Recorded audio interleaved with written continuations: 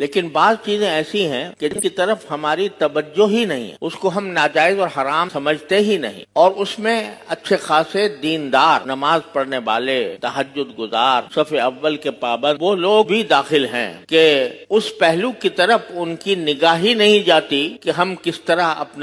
اپنے رزق میں حلال کے ساتھ ہم حرام کی آمیزش کر رہے ہیں۔ عام طور سے لوگ سمجھتے ہیں بھئی ہم تو مزدوری کرتے ہیں، محنت کرتے ہیں، کماتے ہیں، کھاتے ہیں اور نمازیں بھی پڑھتے ہیں، روزے بھی رکھتے ہیں، یہ سارے کام کر رہے ہیں، لیکن ان کو پتہ نہیں ہے کہ خود ان کی زندگی میں بعض ایسی چیزیں شامل ہو گئی ہیں جس کی وجہ سے ان کا لقمہ حرام میں ملا ہوا۔ اس کی ایک مثال میں یہ دیتا ہوں کہ شریعت نے میراث کے احکام قرآن کریم میں تفصیل کے ساتھ نازل فرمایا، اور یہ فرمایا کہ جب کسی کا انتقال ہو تو اس وقت میں سب سے پہلا کام یہ ہونا چاہیے کہ اس کا جو ترکہ ہے،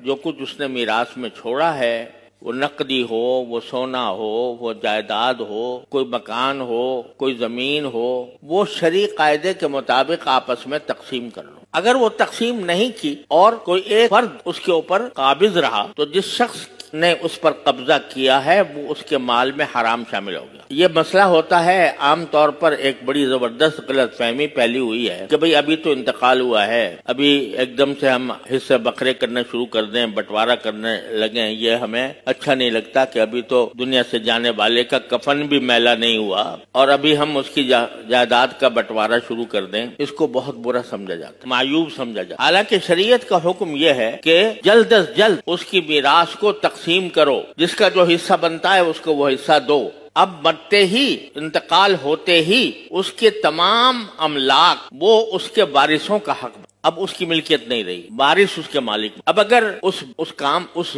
ترکے کو کوئی شخص دوسرے وارثوں کی اجازت کے بغیر استعمال کرتا ہے وہ حرام کر۔ میں آپ کو مثال دیتا ہوں کہ جب ہمارے حضرت والد ماجد بانی دارالعلوم حضرت مولانا مفتی محمد شفیع صاحب رحمۃ اللہ علیہ کی وفات، تو میرے شیخ حضرت ڈاکٹر عبدالحی صاحب عارفی قدس اللہ تعالیٰ سرہ وہ تشریف لائے اسی دن جس دن وفات، اور جس دن تجہیز و تکفین ہو چکی تھی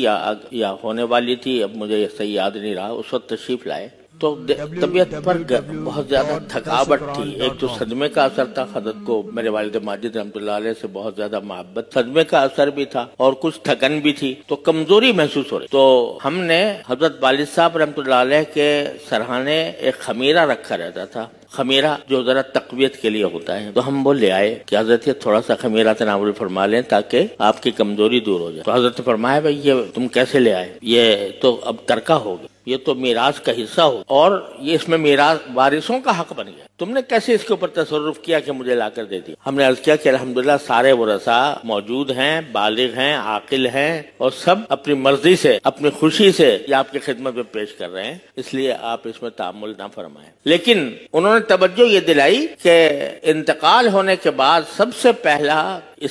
پہلی فکر یہ ہونی چاہیے کہ جو اس کا ترکہ ہے اس ترکے میں کوئی غیر وارث کا تصرف نہ ہو۔ تو یہ شریعت کا حکم ہے، اور ہوتا یہ ہے کہ شروع میں تو کہتے ہیں بھائی ابھی تو ہم آپس میں بھائی ہیں، بہن بھائی ہیں، کیا لینا دینا، کیا تقسیم، کیا بٹوارہ، ہم تو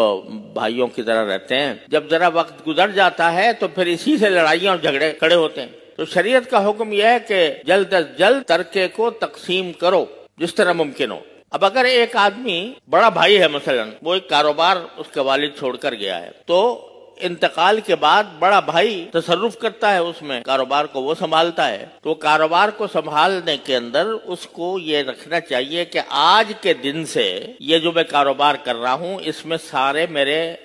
بہن بھائی یا جو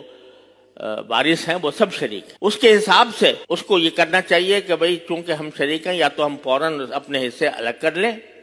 یا اگر کاروبار آگے جاری رکھنا ہے تو تمام ورثاء سے اجازت لے کر اور کوئی معاملہ طے کر کے کہ اس کاروبار کو جب چلایا جائے گا تو اس میں نفع جائے گا تو وہ کس طرح تقسیم ہو، یہ کرنا لازمی ہے،